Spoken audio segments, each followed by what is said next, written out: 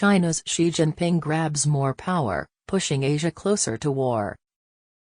The consensus is 20th National Congress will give Xi essentially unchecked power to take back Taiwan.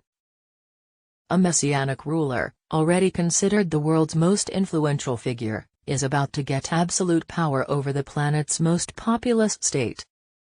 What happens next will be remembered for generations. Chances are, Chinese President Xi Jinping will lead China into war. The drama begins at the Communist Party's 20th National Congress, which starts Sunday.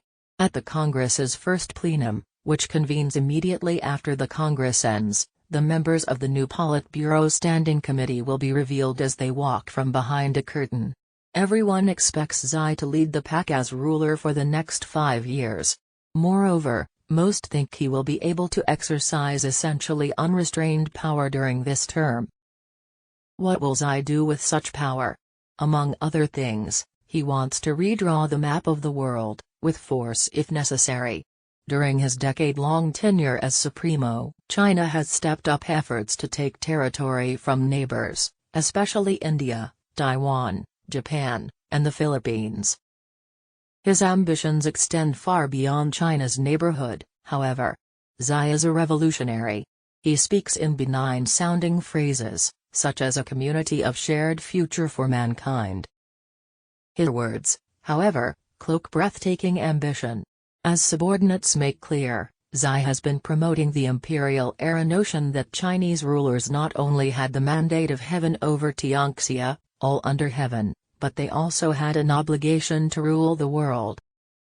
The Chinese have always held that the world is united and all under heaven are one family, Xi Jinping declared in his 2017 New Year's message. But why stop with planet Earth? In 2018, Chinese officials talked about the Moon and Mars as sovereign Chinese territories. At the moment, Taiwan is particularly in Xi's crosshairs. In March, the Chinese central government, in its work report to the National People's Congress, declared it was committed to resolving the Taiwan question in the new era. This is the first time since Xi came to power, in late 2012, that this once-a-year document included a time frame for annexing the island republic. New era is one of Xi's favorite phrases. He started using it in November of last year and has partially explained its meaning in prior statements. We should not allow this problem to be passed down from one generation to the next, he said in 2019. Many interpret New Era as his tenure at the top of the Chinese political system. In short, Xi believes he will be the one to incorporate Taiwan into the People's Republic of China. In any event, he has made it taking a test of his legitimacy. And he has been making preparations to absorb Taiwan.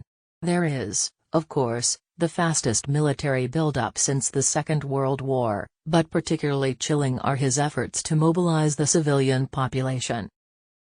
For instance, he sponsored amendments to the National Defense Law, which were effective the 1st of last year.